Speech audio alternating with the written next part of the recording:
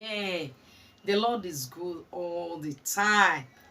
Pariwo pé àánú ni mo máa rí gbà. Pariwo pé èmi náà ti rí àánú gbà. Pariwo pé ayé mi ti rí àánú gbà. Iṣẹ́ mi ti rí àánú gbà. This is the altar of mercy.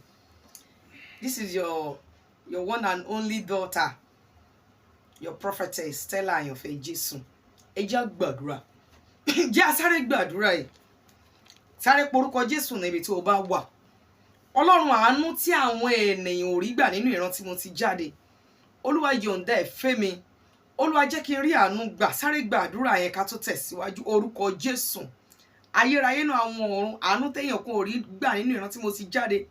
Ọlọ́run yọ̀ǹda ẹ̀ fún mi. Ọlọ́run jẹ́ n rí àánú gbà. Olúwa jẹ́ kí n rí àánú gbà. Jésù Olúwa wa. Àmín. Kí la ń pè ní àánú? Àánú jẹ́ ohun tó jẹ́ pé a máa mú yàn ṣe nǹkan tó yẹ pé èyàn ò ní agbára láti ṣe. Kí la máa ń pè ní àánú? Àánú máa ń mú èyàn qualify fún nǹkan tí èyàn ò tiẹ̀ ní ẹ̀tọ́ sí rárá. Kí la ń pè ní àánú? Àánú máa ń já ogun ọjọ́ pípẹ́ kúrò nínú ayé ẹni. Kí la ń pè ní àánú? Àánú máa ń mú ìgbà, àwọn ìgbà tó jẹ́ pé a ti gbàgbé, àwọn ìgbà tó jẹ́ pé a ti gbàgbé tá àti ẹ̀gbọ́ pé ó yẹ ká rí àbó yẹ ká ní. A máa mú kí ènìyàn kó jókòó pẹ̀lú ọba aládé. Àánú ni. Tá bá sọ̀rọ̀ nípa àánú, a máa mú yàn kúrò nínú aginjù, a máa mú wá sínú ìgboro. Kí la ń sọ nípa àánú? Tí àánú bá dé sínú ayé ẹ, ètò ayé padà. Àwọn dókítà ti sọ pé ò lè bímọ àbí? Wọ́n ti sọ pé kò sọmọ mọ́. Wọ́n sọ pé ilé ọmọ yẹn pé kò possible. Sorry madam, is not possible. Àwọn sọ pé my brother is not possible. Wọ́n ti sọ pé kò ṣeé ṣe. A sọ̀rọ̀ nípa àánú. Ohun tí àwọn dókítà ayé sọ wípé kò ṣeé ṣe, àánú àdẹ̀mú ṣe kí ni? A jẹ́ kó ṣeé ṣe. Bá mi ké Ọlọ́run àánú ká tún tó tẹ̀síwájú. Kí orúkọ Jésù lẹ́ẹ̀kan tó. Ẹ̀mí mímọ́, Ọlọ́run àánú, bá mi gbé ìgbésẹ̀ ayọ̀ nínú ọdún yìí. Ọlọ́run àánú, darapọ̀ mọ́ mi rin ìrìn àjò nínú ọdún yìí. Sí, ohun tí ẹ̀mí wọn fi sí mi lẹ́nu nìyẹn láti ìbẹ̀rẹ̀ ọdún yìí wípé ká máa gbàdúrà fún àánú. Mi ò mẹ́ni tó qualify fún àánú o. Wọn ò mọ ẹni tó yẹ kó rí àánú gbà, ṣùgbọ́n mo gba àdúrà fún ìwọ tó ń wò mí. Mo gbà á ní àdúrà pé àánú tó ju ọgbọ́n orí rẹ lọ, àánú tó máa ní ṣé pé Ọlọ́run lè ṣe báyìí. Lórúkọ Jésù ó yá lọ rí gbà. Lórúkọ Jésù ó yá lọ rí gbà. Àánú la ń sọ̀rọ̀ nípa ẹ̀. Tí àánú bá dé sínú ayé ènìyàn, ìwọ tó ti ń làkàkà, tó ti ń tiraka láti ṣe ohun rere, ó máa ṣe kíni? Ó dẹ̀ máa yí padà. Á dẹ̀ jẹ́ kí gbogbo máa rọ̀ ẹ́ lọ́rùn. Àánú la sọ̀rọ̀ nípa ẹ̀. Àánú a máa jí òkú dìde. Òkú tá sọ pé ó ti tán, ẹni tá sọ wípé ó ti parí fún, á sì jí dìde. Àánú la sọ̀rọ̀ nípa ẹ̀. Pariwo níbi tó bá wà wípé mo rí àánú gbà. Oh my God, pariwo wípé mo rí àánú gbà. Àánú la sọ̀rọ̀ nípa ẹ̀. This is the altar of mercy. Ìwọ tó nílò àánú, máa tap ẹ sọ pé my life receive mercy, my life receive mercy, my life receive mercy, my life receive mercy, my children receive mercy, my work receive mercy, my husband receive mercy. Máa pariwo ẹ̀, máa pariwo ẹ̀, máa pariwo ẹ̀. Lórúkọ Jésù lọ rí àánú gbà. Sí, àánú a máa mú yàn kọjá gbèdéke tí a gbé yàn lé nílé ayé. Yes, àánú a máa mú yàn ibi tí gbèdéke tí wọ́n ti yes, ó ti kàwé, ó ti ní masters, ó ti ní degree, ó ti ní PhD, ó ti ní gbogbo ẹ̀. Still, ó ti wò pé with this qualification tèmi níyì, with all this qualification, I can fly to the sky. Tí àánú ò bá darapọ̀ mọ́ ẹ, o lè má kọjá anywhere. Tí àánú ò bá sọ̀rọ̀, o lè má kúrò níbi tó wà. Bẹ́ẹ̀ ni, ṣùgbọ́n pariwo wípé èmi ní tèmi, èmi Stella Ayanfe Jésù, mo rí àánú gbà. Libali akaba sendaria. Pariwo pé mo rí àánú gbà. Ọwọ́ àánú Ọlọ́run tó bá sọ̀kalẹ̀ sínú ayé ènìyàn, a máa mú níyàn kúrò nínú aginjù, a máa mú jókòó pẹ̀lú àwọn ọba aládé. Tí àánú Ọlọ́run, ọwọ́ àánú Ọlọ́run bá wà lórí ènìyàn, gbogbo ibi tó bá dé, àwọn ènìyàn á dẹ̀ máa ṣe kíni? Wọ́n máa bu ọ̀wọ̀ fún ọ, wọ́n máa fi ọlá fún ọ nítorí pé àánú tó wà lórí ẹni. Ó rí bí tí ọba aládé, ó rí bí tá ti wọ ọba aládé nílẹ̀, ó rí nítorí pé àánú ká kúrò lórí ẹni. Ó máa gbàdúrà kan ní àárọ̀ yìí. Mo fẹ́ kó gbà kó fi tara gbà. Ẹni tó ní ayé mi lára. Sí, àwọn kan wà tó jẹ́ pé tí àánú bá wà lórí wọn, tó dẹ̀ yẹ pé wọ́n dẹ̀ ń jà ọ́ lógun, àánú yẹn a máa mú ọwọ́ Ọlọ́run dání láti lè jà. You don't get what I'm saying? Tí àánú tó bá wà lórí àwọn kan tó dẹ̀ ń ṣe ìkà sí ayé ẹ̀ tán ní ayé ẹ̀ lára, tó wá ń gbàdúrà tó ń ké pe Ọlọ́run, Olúwa bá mi ṣe báyìí, bá mi ṣe ogun, tí àánú kan bá sì wà lórí àwọn tó ń gbàdúrà lé lórí yẹn, àánú yẹn tó wà ńbẹ̀ á máa di ọwọ́ Ọlọ́run láti má lè jà. You get what I'm saying now? Ó máa gbàdúrà, àánú tó wà lórí àwọn ẹni tó ń ṣe ayé mi, àánú tó wà lórí ẹni tó ń ṣe ayé, tó ń gbógun ti ìrìn àjò ayé mi, ayérayé ká kúrò lónìí.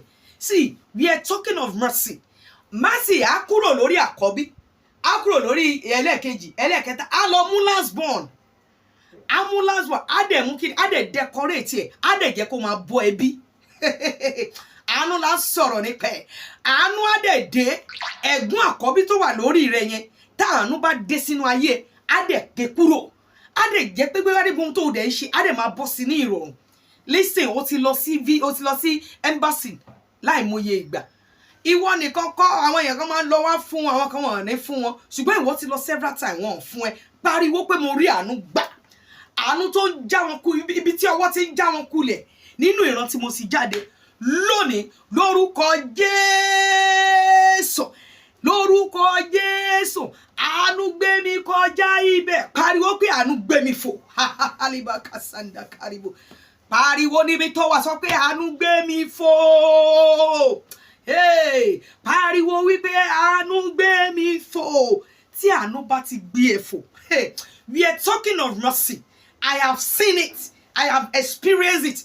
And I know how it goes. I have experienced it. Àánú là ń sọ̀rọ̀ nípa.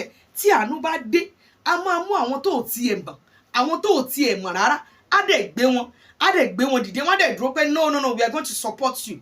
A dẹ̀ máa make sure pé ó dáa fún ẹ. Àánú là ń sọ̀rọ̀ nípa. Tí àánú bá ti dé, ogun á máa ṣẹ́, ohun gbogbo á máa rọ̀ ẹ́ nírọ̀rùn, ohun tó ń fọ́ ẹ lórí yẹn á dẹ̀ wá sílẹ̀. Ìwọ tó nílò àánú, pariwo pé mo nílò àánú. Pariwo pé mo nílò àánú. Ìlú ọba tó wà yẹn, ó nílò àánú láti lè tayọ. Don't say that tí má ti lè travel out, tí mo ti wà níbi tí wọ́n ìtayé mi máa yí padà. Àwọn kan wà níbẹ̀, wọn ò rí àánú Ọlọ́run.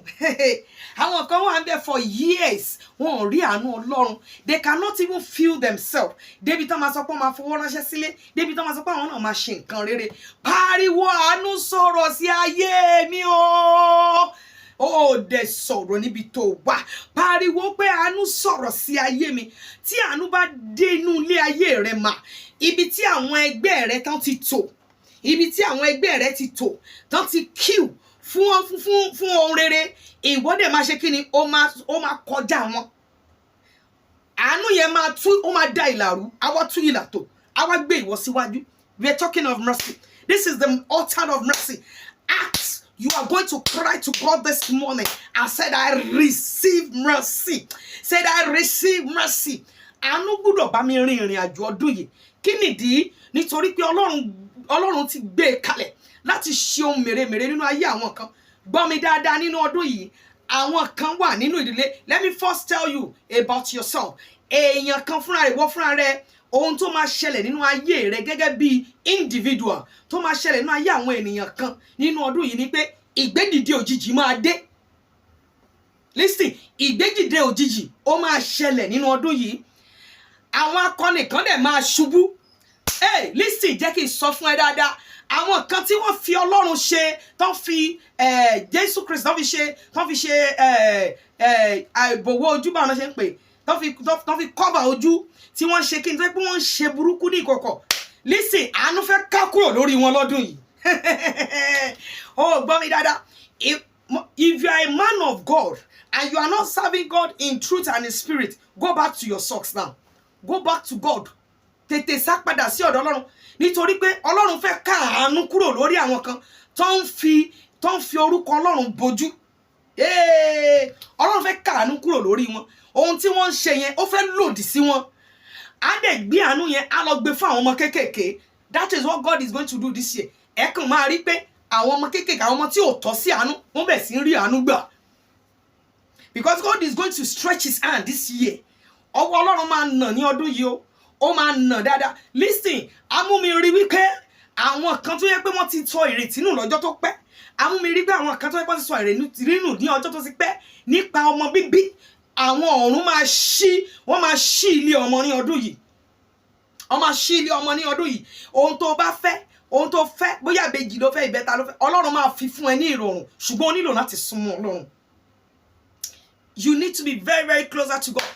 Gbọ́ mi ní orílẹ̀-èdè yìí, ẹ jẹ́ gbàdúrà dáadáa. Ní sábà kí àbàdò ní àbà.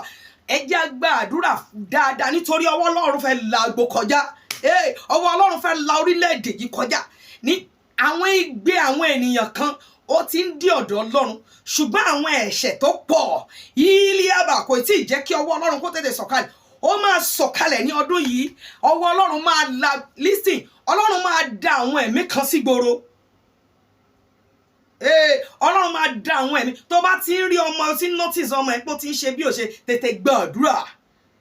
Ẹ súnmọ́ Ọlọ́run ní ọdún yìí. Ẹ súnmọ́ ohun tí Bíbélì sọ fún mi ní ìgbà tí Mósè tó fẹ́ lọ jíṣẹ́ fún Fáráò wípé òun fẹ́ la ìlú yẹn kọjá. Ọwọ́ Ọlọ́run fẹ́ la ìlú yẹn kọjá. Ọlọ́run sọ fún Mósè pé sọ fún àwọn ọmọ Ísírẹ́lì kí wọ́n pa ọ̀dọ́ àgùntàn, kán fi ẹ̀jẹ̀ rẹ̀ kán fi ṣí àmì sí iwájú ilé wọn. Eliaba kàsẹ̀, ó ní kán fi ṣí àmì sí iwájú ilé wọn nítorí pé ìparun tó fẹ́ kọjá kó má bàa dọ̀dọ̀ wọn.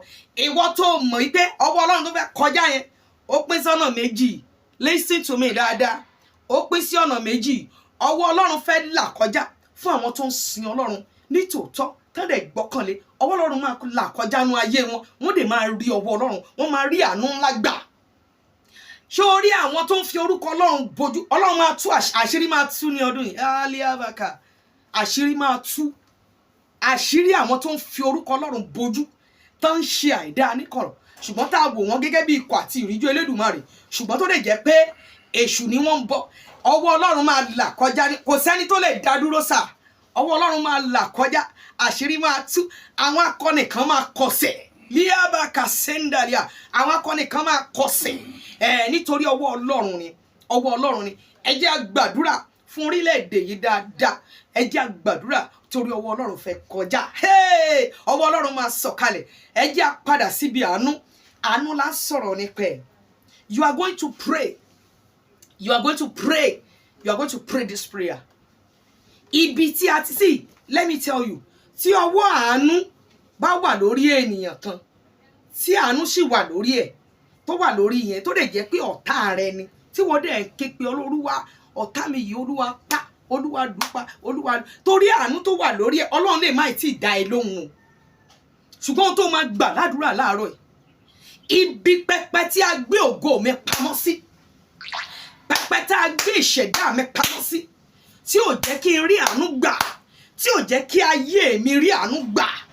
Àwọn alágbára tó wà níbẹ̀, àánú tó wà lórí wọn, tí ò jẹ́ kí n rí àánú gbà, tí ò jẹ́ kí ìdájọ́ Ọlọ́run lọ sórí wọn. Lónìí, Ọlọ́run kádànù. Yìí bá ká sàndàkàyà.